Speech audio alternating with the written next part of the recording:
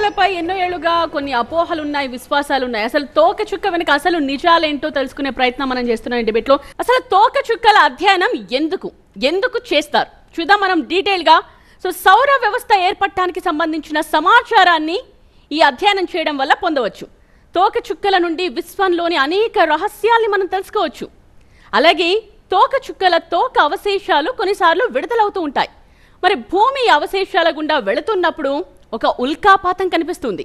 And తోక చుక్క గ్రహాన్ని లేదా భూమిని ఢీకొంటుందా అనే సమాచారం తెలుస్తుంది.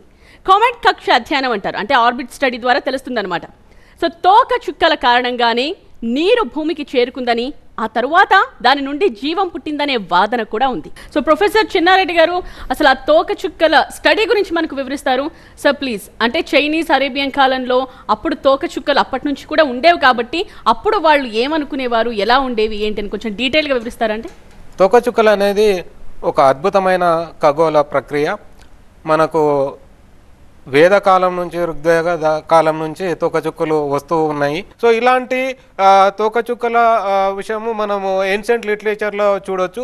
మన ఏన్షియంట్ లిటరేచర్లో ఓన్లీ వర్డ్ ఒక పదం మాత్రమే చెప్పారు, అంటే కేతు, ధూమకేతు అని ఒక పదం మాత్రమే చెప్పారు.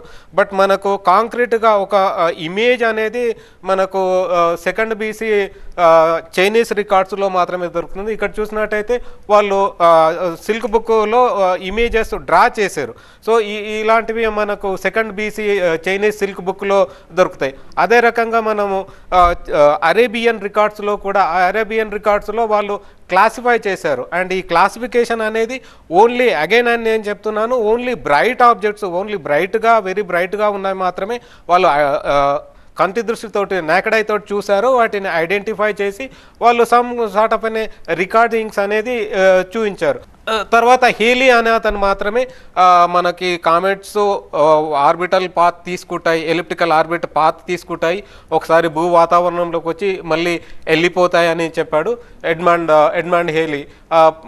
మొదటిసారిగా 1705లో కామెట్ ఐడెంటిఫై చేసి అండ్ ఈ కామెట్ సేమ్ రిపీటెడ్గా వస్తుంది అని చెప్పాడు. అండ్ దాన్ని టైం కూడా పీరియడ్ కూడా ఇచ్చాడు 76 years. అందువల్లనే మనం ఈ కామెట్కు ఎడ్మండ్ హేలీ కామెట్ అని చెప్తాం. అండ్ అఫ్ కోర్స్ ఇది మన ఇండియన్ రికార్డులో అంటే జహాంగీర్ టైంలో అక్టోబర్ 1618లో అతను ఒక కామెట్ను చూశాడు and which was very bright and day లైట్లో కూడా కనిపించింది అనేది ఇది అగైన్ ఒక సమ్ సార్ట్ ఆఫ్ పిక్చరైజేషన్. అంటే అప్పట్లో పిక్చర్ని ఒకసారి ఎక్స్ప్లెయిన్ చేస్తారంటే మొఘల్ చక్రవర్తి జహాంగీర్ గారు అతని టైంలో అతను అఫ్ కోర్స్ అస్ట్రానమీ పైన చాలా కుతూహలంగా ఉండేవాడు. అండ్ ఆ పర్టికులర్ కామెట్ ఆల్మోస్ట్ 16 days మన సౌర కుటుంబంలో ఉంది అండ్ వెళ్ళిపోయింది. సో అతను అబ్జర్వ్ చేసిన కనుక అప్పట్లో ఉన్న సమ్ పెయింటిస్ట్ ఆ రకంగా ఈ జహాంగీర్ మొఘల్ చక్రవర్తి జహాంగీర్ ఆ కామెట్ను అబ్జర్వ్ చేసిండు అనేవి మనకు సమ్ సార్ట్ ఆఫ్ అనే పిక్చరైజేషన్ ఉన్నాయండి. All right, thank you so much అండి. Thanks for the detailed explanation. Okay please. So comet గురించి అసలు ఎప్పటి నుంచి స్టడీ జరుగుతోంది, ఆ కాలంలో ఎలా జరిగేది ఏంటి అన్నది మనం డీటెయిల్గా చూసాం. సో ఇప్పుడు మనం మాట్లాడుకుంటుంది సుచిన్షాన్ అట్లాస్ తోకచుక్క గురించి. సో దాని గురించి మనం డీటెయిల్గా తెలుసుకుందాం. ఎక్స్ప్లెయిన్ చేయడానికి శేషగిరి రావు గారు రెడీగా ఉన్నారు. సార్ దాని అప్డేట్స్ ఏంటి, అది అసలు ఎప్పుడు స్టార్ట్ అయింది, ఎప్పుడు రాబోతోంది, ఎలా కనిపిస్తుంది, ఎలా చూడొచ్చు దాన్ని, అది వస్తే ఏం జరుగుతుంది? నేను ఈ ప్రజెంటేషన్ ద్వారా చెప్పదలుచుకుంది ఏంటంటే మానవుడు భూమి మీద నిరంతరం శోధించదలుచుకుంది ఏంటంటే అసలు ఈ విషయం ఎలా పుట్టింది, ఈ భూగోళం ఎలా ఏర్పడింది, జీవరాశి ఎప్పటి నుంచి మొదలైంది అనే విషయాల్లో ఇంతవరకు అంతు చిక్కలేదని చెప్పుకోవచ్చు. ఇటువంటి వాటికి సంబంధించి ఎప్పుడైనా మనకు ఎటువంటి సమాచారం అయినా దొరుకుతుందా, దొరికితే దాన్ని ఎలా సంపాదించుకోవాలి అని ఒకటి. గ్రహాంతర ఉల్కలకు కానీ లేకపోతే కామెట్స్ వలన కానీ మన భూగోళానికి ఎటువంటి ప్రమాదాలు ఏమైనా ఉంటే నిరంతరం గమనించి దానికి తగ్గ చర్యలు తీసుకోవాలని మన భూగోళంలో ఉన్న శాస్త్రజ్ఞులంతా ప్రయత్నిస్తున్నారన్నమాట. అటువంటి ప్రయత్నాలను ఏమంటారంటే స్పేస్ సిచ్యువేషనల్ అవేర్నెస్ అంటారు, SSA. ఇది కనుక చూసినట్టయితే ఇటుపక్క ఇదంతా వదిలేయండి. సూర్యగోళం వలన భూమికి ఏర్పడే ముప్పులవి అది వదిలేయండి, అది వదిలేద్దాం. ఇటువైపుకి వద్దాం. మనకి మీటిరాయిడ్స్, యాస్టరాయిడ్స్, కామెట్స్ ఈ 3 ఉన్నాయన్నమాట. ఈ 3 ఎక్కడెక్కడ ఉన్నాయంటే మన యాస్ట్రాయిడ్ బెల్ట్, కుపియర్ బెల్ట్, వుడ్స్ అనమాట. ఇందులో కనుక నియర్ ఎర్త్ ఆబ్జెక్ట్స్ వలన మాత్రమే మనం మాట్లాడుకునేవన్నీ ఏర్పడుతూ ఉంటాయి. అందులో ఇది ముఖ్యంగా చెప్పదలుచుకుంది ఏంటంటే ఇది న్యాచురల్ స్పేస్ డెబ్రిస్. అంటే శాటిలైట్స్ పనిచేయకపోతే అదొక డెబ్రిస్. ఇవి మాత్రం న్యాచురల్ స్పేస్ డెబ్రిస్. ఇవి మన వాళ్ళు స్పేస్ సిచ్యువేషనల్ అవేర్నెస్ ద్వారా ఎలా దాన్ని కనుగొంటున్నారు. నెక్స్ట్ ఇది చూడండి ఒకసారి. ఇది చూసినట్టయితే ఇది పార్టికల్ డయామీటర్. ఇది impacts per square metre per year ఇన్ని జరుగుతున్నాయి. మళ్ళీ దీంట్లో ఏంటంటే నియర్ ఎర్త్ యాస్ట్రాయిడ్ లేకపోతే నియర్ ఎర్త్ ఆబ్జెక్ట్ అని ఎప్పుడు అంటామంటే ఇది 1.3 astronomical యూనిట్స్. అంటే సూర్యగోళానికి 1.3 astronomical యూనిట్స్ దూరం నుంచి కనపడుతుంటే దాన్ని నియర్ ఎర్త్ యాస్ట్రాయిడ్ అని అంటాం మనం. ఇది భూ సమీపానికి వచ్చి, భూ సమీపం అంటే ఏమిది? Lunar distance. ఒక లూనార్ డిస్టెన్స్ అంటే ఎర్త్కి చంద్రుడికి మధ్య ఉన్న దూరం. ఈ లూనార్ డిస్టెన్స్ దగ్గరకు వచ్చినప్పుడు అది కనుక 140 మీటర్లు దాటి ఉంటే ఇది పొటెన్షియల్లీ హెజార్డస్ యాస్ట్రాయిడ్. దాన్ని భూగోళానికి గుద్దుకోవటానికి కానీ అతి దగ్గరగా పోవటానికి కానీ ఆస్కారం ఉందన్నమాట. కాబట్టి ముఖ్యంగా గమనించేది ఏం గమనిస్తారు? ఎన్ఈఓస్ అండ్ పిహెచ్ఓస్. నెక్స్ట్ ఇక్కడ కనుక చూసినట్టయితే మనం ఇందాక అనుకున్నాం లాస్ట్ 30 డేస్లో 2 దగ్గరగా వచ్చినాయి. ఓకే. లాస్ట్ 365 డేస్లో 114 వచ్చినాయి. మనం 4 గురించే మాట్లాడుకుంటున్నాం. నేను ఇందాక చెప్పాను బిగినింగ్లో చాలా వస్తూ ఉంటాయి పోతూ ఉంటాయని.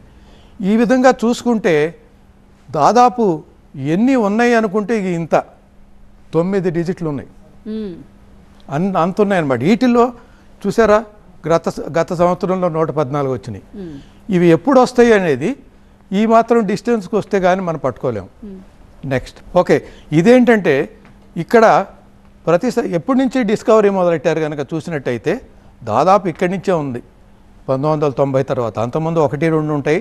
ఈ స్కేల్ 10,000 కాబట్టి మీకు కనపడదు. ఇది కనుక చూసినట్టయితే ఈ డార్క్ అంటే మనకు ఎన్ని కనపడినాయి అని చెప్పేది. ఇది 140 మీటర్లు, ఇది 1 కిలోమీటర్ పరిమాణంలో ఉండేవి. ఇవి కనుక చూసినట్టయితే 2025 ఆ ప్రాంతాల్లోకి మీరు ఇక్కడ కనుక చూసినట్టయితే 1 కిలోమీటర్ పరిమాణంలో కానీ ఇన్ని ఉంటాయి. తర్వాత 140 మీటర్ల పరిమాణంలో కానీ ఇన్ని ఉంటాయి. ఇవి ఇలా దగ్గరకు వచ్చినప్పుడు లూనార్ డిస్టెన్స్ దగ్గరకు వచ్చినప్పుడు కానీ లేదా 1.3 astronomical యూనిట్ దగ్గరకు వచ్చినప్పుడు కానీ నియర్ ఎర్త్ ఆబ్జెక్ట్స్ అంటాం. ఇది 2021 ఒక మ్యాప్ అనమాట. ఇవన్నీ అబ్జర్వేటరీస్. అట్లాస్ అబ్జర్వేటరీ కూడా ఉంది ఇక్కడ. ప్రతి సంవత్సరం number of discovered objects. Okay. ఇలా ఒక వెబ్సైట్ ఉంది నాసా వాళ్ళది, నియాస్ అని కూడా అంటారు, నియర్ ఎర్త్ ఆబ్జెక్ట్ ఎలిమెంట్స్ది. చూసినట్టయితే ఈ మన వార్తల్లోకి వచ్చే ముందే అక్కడికి వస్తాయి. ఆ తర్వాత ఇది మన వైపు ప్రయాణం చేస్తున్నప్పుడు మాత్రమే ఇది వార్తల్లో తీసుకొస్తారు, లేకపోతే తీసుకురారు.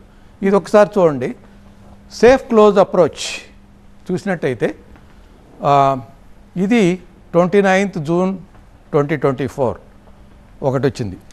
అలాగే దాని మ్యాగ్నిట్యూడ్ ఇది దాదాపు ఎంత దగ్గరకు వచ్చిందంటే 2,90,000 కిలోమీటర్ల దూరం.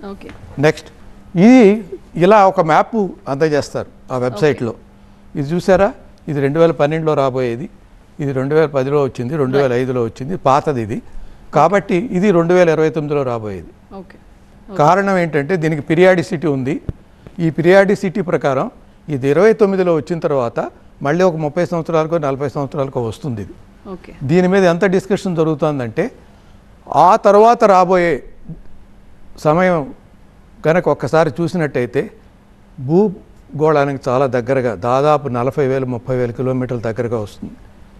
అంత దగ్గరగా వచ్చినప్పుడు మనం క్యాలిక్యులేషన్లో ఏదైనా మిస్టేక్ చేస్తే భూగోళానికి గుద్దుకునే ప్రమాణం ఉందా అని ఇది మాత్రం అందరూ గుర్తుపెట్టుకోవాలి. ఇది మీరు న్యూస్లో వచ్చినప్పుడు అలా చూడండి. ఓకే, నెక్స్ట్ మీరు అడిగారు ఏంటి? Yeah second moon. ఇప్పుడు ఏం జరగబోతోందంటే మనం తోకచుక్కని గురించే మాట్లాడుకున్నాం. ఒక చిన్న యాస్ట్రాయిడ్ ఇంకొకటి కూడా కనపడుతుంది సార్. అది సెకండ్ మూనా? అంటే ఇప్పుడు నెల రోజుల పాటు మనకు నార్మల్ గా ఉన్న చంద్రుడితో పాటు ఇంకో బుల్లి జాబిల్ కనిపిస్తూ ఉంటుందా?